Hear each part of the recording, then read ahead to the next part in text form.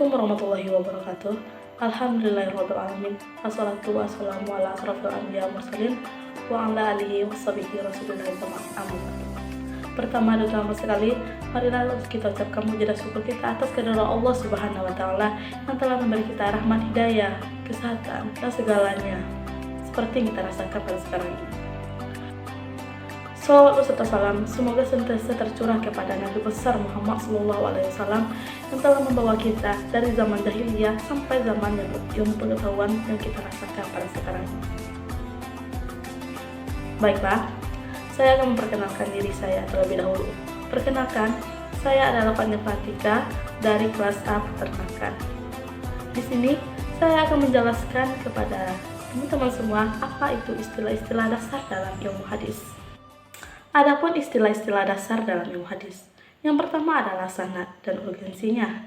Sanad adalah penjelasan tentang jalan rangkaian periwayat yang menyampaikan kita pada matan hadis. Adapun urgensi sanad, yang pertama adalah pembahasan tentang para perawi yang menyampaikan tentang periwayat hadis. Yang kedua adalah pembahasan materi atau matan hadis itu sendiri. Jadi dapat dikatakan bahwa sanad adalah orang-orang yang menyampaikan hadis itu dari tingkatan sahabat hingga hadis itu sampai kepada kita. Selanjutnya adalah matan hadis. Matan adalah materi atau lafaz hadis itu sendiri yang oleh penulisnya ditempatkan setelah menyebutkan sanad sebagai perawi. Adapun kesohihan matan yang merupakan salah satu syarat agar hadis itu memiliki kedudukan yang sahih. Jadi, dapat dikatakan bahwa matan adalah isi atau inti dari hadis tersebut. Selanjutnya adalah rawi hadis. Rawi dalam ilmu hadis adalah penyampai hadis atau periwayat hadis, baik ia meriwayatkan melalui lisan maupun tulisan yang ia dengar langsung dari gurunya.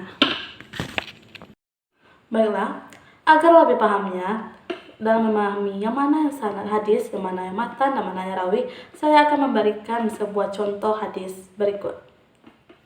Berikut adalah hadisnya, yang artinya, telah menceritakan kepada kami Sulaiman Abu Bakar Arabi berkata, telah menceritakan kepada kami Ismail bin Ja'far berkata, telah menceritakan kepada kami Nafi' bin Malik bin Abu Amir bin Suhail dari bapaknya dari Abu Hurairah. Dari Rasulullah SAW, beliau bersabda, tanda-tanda orang yang munafik ada 3. Jika berkata dusta, jika berjanji mengingkari, dan jika diberi amanat, dia berkhianat. Hadis riwayat Bukhari. Berdasarkan hadis tersebut, dapat kita ketahui bahwa yang merupakan sanad di situ adalah telah menceritakan kepada kami Sulaiman Abu Arabi berkata, telah menceritakan kepada kami Ismail bin Ja'far berkata, telah menceritakan kepada kami Nafi' bin Malik bin Abu Amir Abu Suhail dari bapaknya dari Abu Hurairah. Dari Rasulullah SAW, beliau bersabda. Jadi yang merupakan sanadnya dari telah menceritakan kepada Nabi sampai dengan dari Nabi Muhammad SAW. Yang matannya di situ adalah beliau bersabda, yaitu tanda-tanda orang-orang munafik ada 3. Jika berkata dusta, jika berjanji mengingkari, dan jika diberi amanat dia berkhianat. Jadi itu adalah matan dari hadis tersebut, yaitu matan yang seperti kita ketahui adalah isi atau inti dari hadis tersebut. Baiklah, selanjutnya adalah rawi hadis.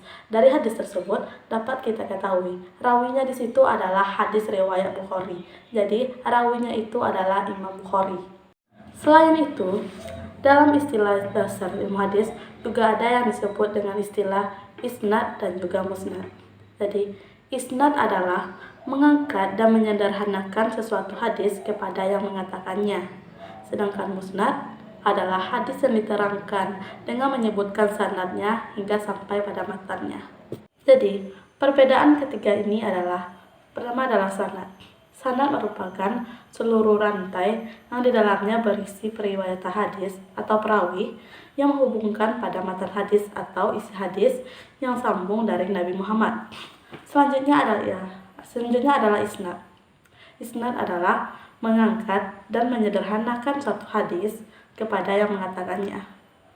Dan sedangkan musnad adalah hadis yang diterangkan dengan menyebutkan sanadnya hingga sampai pada matan. Baiklah, setelah istilah-istilah dalam ilmu hadis yang kita bahas tadi, ada juga istilah lain dalam ilmu hadis, yaitu ada khabar, ada asar, dan juga ada sunnah. Jadi, apa sih pengertian dari mereka dan bagaimana perbedaannya? Baiklah, yang pertama adalah pengertian dari khabar. Khabar adalah warta berita yang disampaikan seseorang. Warta di sini adalah sesuatu yang dipercakapkan dan dipindahkan dari seseorang kepada yang lainnya. Kalau menurut istilah, khabar adalah memiliki makna yang sama dengan hadis, sehingga memiliki definisi yang sama dengan hadis. Namun, menurut pendapat yang lain, menyatakan bahwa khabar ini lebih umum daripada hadis, sehingga khabar adalah segala sesuatu yang disandarkan kepada Nabi Muhammad SAW dan juga disandarkan kepada yang lainnya. Selanjutnya adalah atsar. Menurut bahasa, atsar adalah sisa sesuatu atau bekas sesuatu. Sedangkan menurut istilah, segala sesuatu yang disandarkan kepada sahabat atau biasa disebut tabi'in. Selanjutnya adalah sunnah. Dalam istilah Arab, sunnah berarti preseden yang kemudian ditiru oleh orang lain, apakah sezaman atau sesudahnya. Dan tidak dipersoalkan lagi apakah sunnah itu baik atau buruk. Adapun sunnah menurut istilah para ahli hadis, yaitu segala sesuatu yang dinukil dari Nabi Muhammad SAW, baik dari itu ucapan, perbuatan, persetujuan, sifat fisik, kepribadian, maupun perjalanan hidup, baik itu sebelum diutus maupun setelah diutus. Selanjutnya adalah perbedaan dari hadis khabar, atsar, dan sunnah. Hadis dan sunnah.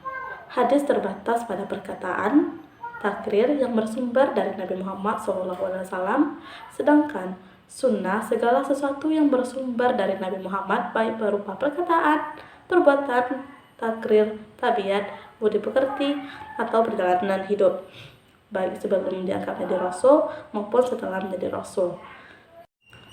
Selanjutnya adalah hadis dan khabar. Sebagian ulama hadis berpendapat bahwa khabar itu sebagai sesuatu yang berasal atau disandarkan selain Nabi Muhammad SAW. Hadis sebagai sesuatu yang berasal dari Nabi Muhammad atau disandarkan kepada Nabi Muhammad, sedangkan kabar selain kepada Nabi Muhammad. Selanjutnya hadis dan atsar, yaitu jumhur ulama berpendapat bahwa atsar sama artinya dengan khabar dan 12 studi ilmu hadis. Selanjutnya adalah nama-nama gelar bagi orang yang berkompeten dalam dunia hadis.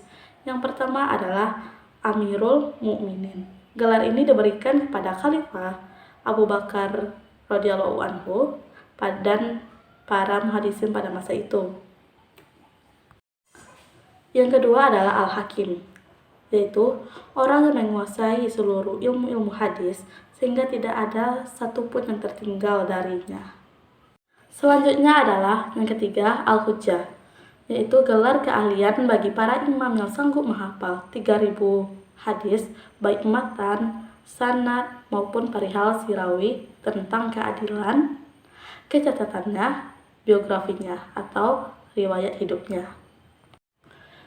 Yang keempat yaitu Al-Hafiz, yaitu gelar yang diberikan untuk ahli hadis yang dapat mensahihkan sanad dan matan hadis dan dapat mentaklilkan dan menjarahkan rawinya seolah menghafal hadis-hadis sahih. Gelar ini diberikan untuk ulama yang sudah hafal lebih dari 100.000 hadis beserta sanad dan matannya. Selanjutnya yang kelima, Al-Muhaddis. Ialah orang yang dapat mengetahui sanad-sanad, ilat-ilat, nama-nama razah atau rawi-rawi, ali atau tinggi, nazil atau rendah suatu hadis. Selanjutnya yang keenam, Al-Musnid. Al-Musnid adalah gelar keahlian bagi orang yang meriwayatkan sanadnya. Demikianlah penjelasan mengenai istilah-istilah dasar dalam ilmu hadis. Semoga bermanfaat. Apabila ada salah dan janggal, saya mohon maaf karena kesalahan maupun kekurangan hanya milik saya dan kesempurnaan hanya milik Allah. Saya akhiri dengan wabillahi taufiq wal hidayah. Wassalamualaikum warahmatullahi wabarakatuh.